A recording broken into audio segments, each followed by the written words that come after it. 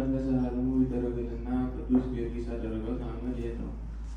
አንድ አሳ አስጋሪ ሰው ነበር። መረቡ በባህር ላይ ጣለና ብዙ አሳ ተያዘለት። ከአሳውም ብዛት የተነሳ መረቡ ስለሰመጠበት መርመናም ሆይ እርዳኝ እያለ አሰምጦ ተናገረ። በዚያም ጊዜ ኃያሉ ቅዱስ ጊዮርጊስ ቅዱስ መርመናንም በፈረሶቻቸው ላይ ተቀምጠው ወደ እሱ መጡና ቅዱስ ጊዮርጊስ ቅዱስ መርመናም መረቡን አውጣለት አለው። እሱም አንተን እያለ እኔ እንዴት ላውጣለት ይገባኛል አለው። ቅዱሱም ያንተን ስም እንጂ እኔን ስም አልጠራምና አውጣለት አለው።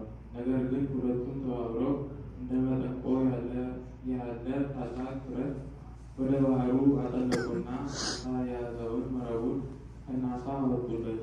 ወንድሞችን ሆይ የኃያሉ ሰማዕት የቅዱስ ጊዮርጊስ ተራዳኢነቱና የክቡራን ታላቅነት አስተውሉ።